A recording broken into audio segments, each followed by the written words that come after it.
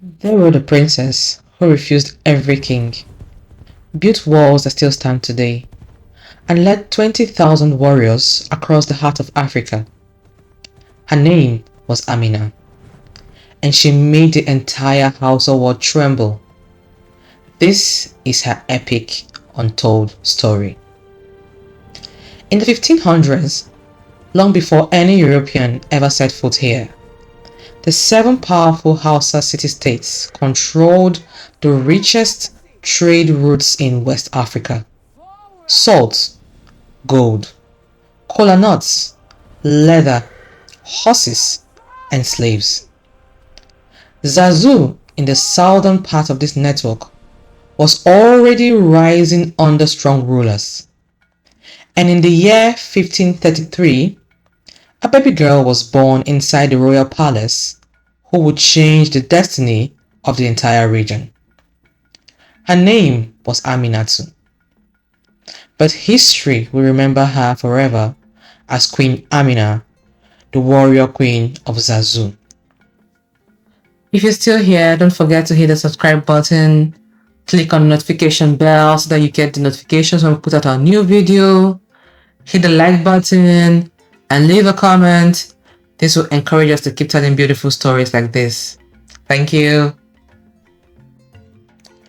Amina was the daughter of King Nikatao, the 22nd ruler of Zazzau, and the formidable Queen Bakwa Turunku. From the moment she could walk, she was different. While other princesses learned embroidery and court etiquette, young Amina sat quietly beside her grandfather, Serkin Nohir, during state meetings, listening to warriors plan battles and trade routes. One day, her grandmother, Marka, entered the chamber and stopped in her tracks. There was tiny Amina, barely old enough to speak, holding a sharp dagger with the calm, steady hand of a born warrior. Her grandmother didn't scold her. She smiled because she already knew this child carried the blood of conquerors. At 16 years old, Amina was officially named Magajia, heir apparent to the throne. Her mother gifted her 40 female slaves as a mark of her royal status. Suitors poured in from every kingdom. The Mahakama of Zazzau offered 10 slaves every single day.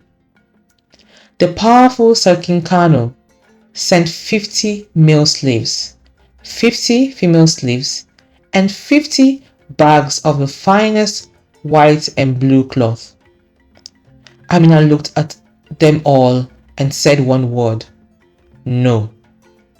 She had already chosen her true love, the sword. While her mother ruled, Amina trained like a man among men. She became one of the greatest cavalry warriors the Sahel had ever seen. She introduced protective chainmail armor to her horsemen, making Zazzau's cavalry nearly unstoppable in battle. When her parents died around 1566, her younger brother, Karama, took the throne. For the next 10 years, Amina served as the kingdom's greatest warrior and protector. She led raids, guarded trade caravans, and brought wealth and respect to Zazzau. The people began singing her name in the markets and under the moonlight. Amina, daughter of Nikatao, a woman as capable as any man, who leads men to war. She continued to refuse every marriage proposal with the same fierce answer: how can I rule a kingdom if I'm busy raising children in another man's house? In 1576, after 10 years of her brother's rule, Karama died. For the first time, the warriors and elders of Zazzau had to decide. Would they crown a woman as Saruniya, queen? They knew the answer.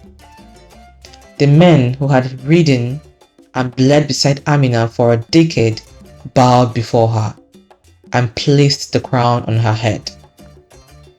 3 months later, she stood before an army of 20,000 foot soldiers and 1,000 cavalry and gave one simple command: "Resharpen your weapons, we ride at dawn."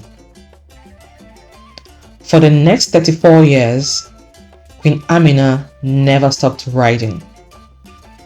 She swept south into the lands of the Nupe and the Jukun, Kwadarafa.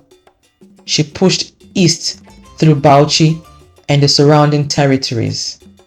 She conquered Yauri and brought entire kingdoms under Zazzau's influence. She didn't destroy for the sake of destruction. She forced tributes and opened safe trade routes for Hausa merchants. One of her greatest victories came from the Nupe king himself. 40 eunuchs and 10,000 Kola nuts. Amina introduced the Kola nuts widely across Hausa land, and it quickly became a symbol of hospitality, status, and economic power. Wherever her army camped for the night, she ordered massive defense walls of red earth to be built before sunrise.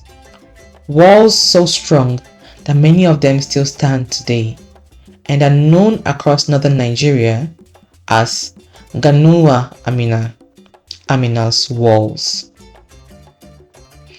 Now we step into the realm where history and legend become one. Queen Amina never married. She never had children. Oral storytellers say that in every town she conquered, she would choose one handsome warrior or noble as a companion for the night. At dawn, he would be beheaded. Some say this was literal. Others say it is a powerful metaphor for her unbreakable independence, that she refused to let any man live to boast he had lain with the Queen of Zazzau or claim power over her. Whether literal or symbolic, one fact remains undisputed. Amina ruled alone. She answered to no husband, only to her ancestors and to her people. By the year 1610, Queen Amina was 77 years old, and she was still riding at the front of her army. Her final campaign took her south towards the Niger-Benue rivers, into the territory near Atagara, present-day Ida or Bida in Kogi State. In the heat of battle, the indomitable warrior queen fell, spear still in her hand, leading the charge as she had done her entire life. Her body was never recovered. Some say the land itself reclaimed its fiercest daughter. Today, massive statues of Queen Amina stand proudly in Lagos and Kaduna. Spear raised, horse rearing, schools, streets, dormitories, and even military honors carry her name. She expanded Zazzau to the largest size it had ever known. She proved that a woman could lead men into war and bring lasting prosperity to her people. She built walls that protected generations. And most importantly, she showed the world that true power does not come from sitting quietly on a throne. It comes from refusing to live in anyone's shadow. So the next time you stand before those ancient red walls in northern Nigeria, listen carefully. You might still hear the drums and the thunder of hoofs that shook an entire empire. Amina, daughter of Ekatao, a woman as capable as any man. If the story touched your soul like this video, drop a comment. Which legend should I tell next? Subscribe and hit the notification bell. New African Tales every week. Don't miss them on mine.